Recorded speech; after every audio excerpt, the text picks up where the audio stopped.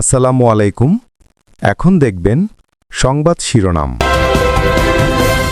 Israeli ভূখণ্ড ও মার্কিন অবস্থান লক্ষ্য করে হাইপারসনিক মিসাইল ছুড়ল ইরান। তেহরানের পরমাণু সক্ষমতা ধ্বংস না হওয়া পর্যন্ত হামলা চলবে, ঘোষণা যুক্তরাষ্ট্রের। ট্রাম্পের যুদ্ধ বন্ধের ইঙ্গিতে তেলের বিশ্ববাজারে প্রভাব। ভারত থেকে দেশে ঢুকছে ডিজেল, ভাড়ার মোটর সাইকেলের জ্বালানির সীমা এখন 5 লিটার।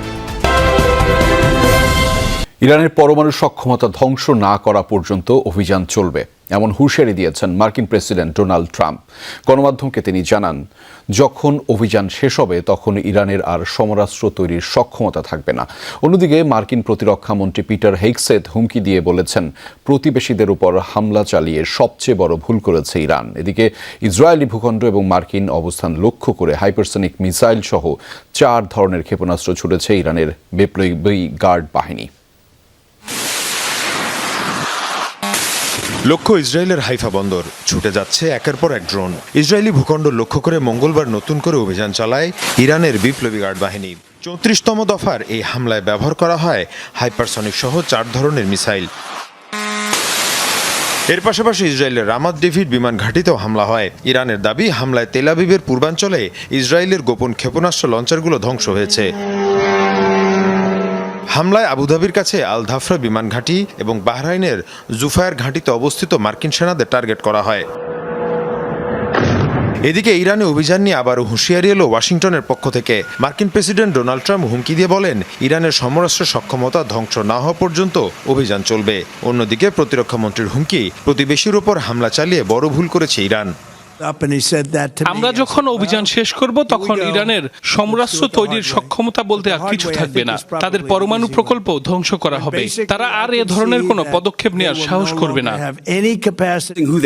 প্রতিবেশীদের উপর হামলা চালানো ইরানের সবচেয়ে বড় ভুল ছিল। হরমুজ প্রণালী বন্ধে তারা যদি কোনো পদক্ষেপ নেয় তাহলে এখনকার চেয়েও 20 গুণ বেশি আঘাত হানবে যুক্তরাষ্ট্র। এদিকে আবারও ইরানের পররাষ্ট্রমন্ত্রীর হুঁশিয়ারি, কোনো ধরনের সমঝোতার প্রস্তাবের সামনে মাথা নত করবে না তেহরান। এদিকে ইসরায়েলের প্রধানমন্ত্রী বেনিয়ামিন নেতানিয়াহুর মৃত্যু নিয়ে গুজব ছড়িয়েছে সামাজিক যোগাযোগ মাধ্যমে। যদিও আন্তর্জাতিক কোনো গণমাধ্যমে এ বিষয়ে কিছু জানানো হয়নি, এমনকি ইসরায়েলের গণমাধ্যমেও প্রকাশিত হয়নি এমন কোনো তথ্য। তবে ইরানের রাষ্ট্রীয় গণমাধ্যম তাসনিম নিউজে এ সংক্রান্ত এক প্রতিবেদন প্রকাশিত হয়েছে। তবে কিভাবে নেতানিয়াহুর মৃত্যু হয়েছে সে সম্পর্কিত কিছুই উল্লেখ করা হয়নি প্রতিবেদনে।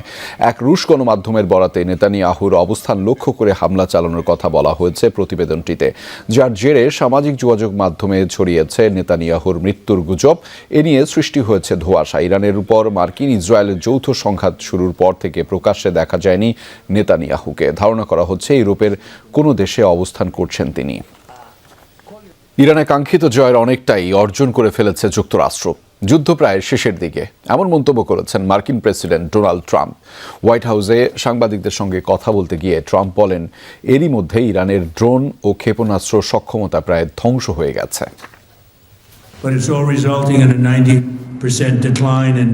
আমরা ইরানের কোথায় কোথায় ড্রোন তৈরি হয় সবই এখন জানি এবং একের পর এক সেগুলো ধ্বংস করা হচ্ছে। তাদের মিসাইল লঞ্চার 90% বেশি ধ্বংস হয়ে গেছে। ড্রোন হামলাও প্রায় পুরোপুরি কমে গেছে। মার্কিন প্রেসিডেন্ট ডোনাল্ড ট্রাম্প শিগগিরই ইরান যুদ্ধ বন্ধের ইঙ্গিত দেওয়ার পর বিশ্ববাজারে কমেছে অপরিশোধিত তেলের দাম। বার্তা সংস্থা রয়টার্স জানিয়েছে, মঙ্গলবার ব্রেন্ট ক্রুড অয়েলের দাম ব্যারেল প্রতি প্রায় 11% পর্যন্ত কমে গিয়েছিল। দাম নেমেছিল $90 নিচে। এরপর ওঠানামা অব্যাহত থাকলেও তেলের দাম এখনও রয়েছে $100 নিচে। এর আগে যুক্তরাষ্ট্র, ইসরায়েল ও ইরানের মধ্যে যুদ্ধ শুরুর পর লাফিয়ে বাড়তে শুরু করে তেলের দাম। এমনকি প্রতি ব্যারেল ব্রেন্ট ক্রুড অয়েলের দাম পৌঁছেছিল প্রায় $120, 2022 সালের পর যা ছিল সর্বোচ্চ। রাজধানীর বিভিন্ন ফিলিং স্টেশনে কিছুদিন ধরেই জ্বালানির টানাটানি চলছে। কোথাও ঘন্টার পর ঘন্টা অপেক্ষা করেও তেল পাচ্ছেন না মোটরযান চালকরা। পাম্প মালিকদের বিরুদ্ধে রয়েছে নানা অনিয়মের অভিযোগ। তবে বিকেলের দিকে কিছু স্টেশনে তেল সরবরাহ শুরু হলেই পরিস্থিতি কিছুটা স্বাভাবিক হতে থাকে। সকাল থেকেই রাজধানীর বিভিন্ন ফিলিং স্টেশনে তেলের খোঁজে ঘুরতে থাকেন মোটরসাইকেল চালক সহ সাধারণ মানুষ। তবে বেশিরভাগ স্টেশনেই দেখা যায় তেল নেই। কোথাও আগের দিন সন্ধ্যাতেই শেষ হয়ে গেছে মজুত, আবার কোথাও 2 দিন ধরেই নেই কোনো সরবরাহ। তেল আছে, তেল পর্যাপ্ত পরিমাণ আছে, কিন্তু এই যে আমাদের যে ভোগান্তিটা এটার কি, এটা তো সকাল 8:30 তাহলে তেলটা কোথায়? আমার তৈল আসবে, তৈল আসার পর আমি ট্যাঙ্কিতে লোড করব, তারপর তৈলে প্রতিটা নজেল হাওয়া ধরা এটা শেষ করব, তাতেও তো আবার আসার পরও 10-15 মিনিট প্রসেসিং আছে। ভোর 4:30 ঢুকছি আর সিরিয়াল দিছে। কালকে সিয়ারি খাওয়ার পরে আসছি, রাত 10টা বাজে তেল নিয়ে গেছি, তাহলে সারাটা দিন এই রাস্তায় রোজা থেকে। এদিকে রাজধানীর আব্দুল্লাপুর এলাকার একটি পেট্রোল পাম্প ঘিরে উঠে আসে ভিন্ন অভিযোগ।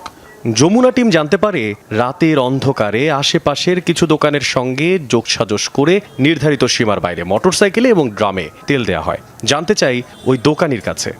আপনি আমার সামনে কথা বলছেন যে রাত্রে আসলে আমি ফুল ট্যাঙ্কি ভরে দিব।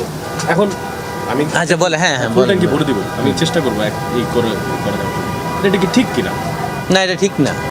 প্রথমে অস্বীকার করলেও পরে স্থানীয়দের সামনে প্রশ্নের মুখে এক পর্যায়ে তা স্বীকার করেন পাম্প সংশ্লিষ্টরা। তাহলে দায়িত্ব অবহেলা টাকা এগুলো যদি হয়ে থাকে হয়েছে, আর এখন আর হবে না, আমি এটা আশ্বস্ত করি। নিয়ম কানুন মেনে তেল দেওয়ার আশ্বাস দিলেন, কিন্তু যেই নিয়ম তারা ভেঙে ফেলেছেন বা ভেঙেছেন সেই নিয়মের ব্যাপারে কি হবে সেটি আসলে দেখার বিষয়। বেশ কিছু পাম্প তেল শেষ বলে তেল দেয়া বন্ধ রাখলেও ভুক্তভোগীদের অভিযোগ তেল থাকলেও দেয়া হচ্ছে না। আসলে তেলটা হিসাবে আছে কি নাই, ওনারা সবাই দেখতেছি যে মানে ঘায়ে ধরে মানে সরাচ্ছে। আপনার কোনো অভিযোগ থাকে, থানা আছে, থানার থেকে লোক নিয়ে আসে, তাদের দায়িত্বে, আপনার তো এখানে দায়িত্ব নাই। অভিযোগ খতিয়ে দেখতে তেলের মজুদ যাচাই করি আমরা। আসলেই তেলের মজুদ ছিল না এই পাম্পে।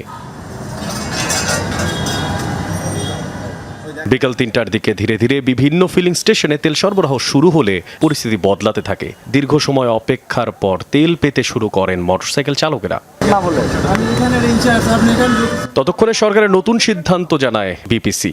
এখন থেকে রাইড শেয়ার করা মোটরসাইকেলগুলো শর্ত সাপেক্ষে 5 লিটার করে তেল নিতে পারবেন। সে খবর তখনও কেউ জানেন, কেউ জানেন না। এ নিয়ে তৈরি হয় পাম্প সংশ্লিষ্টদের সঙ্গে বাকবিতণ্ডা। কিসের 5 লিটার? পরে সরকারি সিদ্ধান্তের লিখিত কপি দেখাই আমরা। আস্তে আস্তে স্বাভাবিক হয় পরিস্থিতি। লিটারের নেওয়া থেকে আসলে আমাদের জন্য এখন ভালো, একটু চলতে পারবো।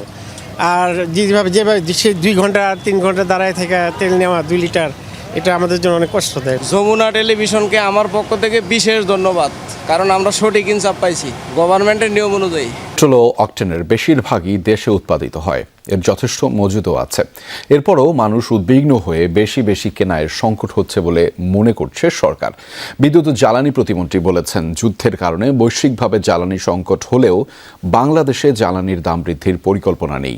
মজুদ বাড়াতে ভারতের কাছ থেকে আরও ডিজেল সহায়তা চাওয়া হয়েছে বলেও জানিয়েছেন মন্ত্রী। বলেছেন, মার্কিন যুক্তরাষ্ট্র ও আফ্রিকার দেশ থেকেও জ্বালানি আমদানির চেষ্টা চলছে।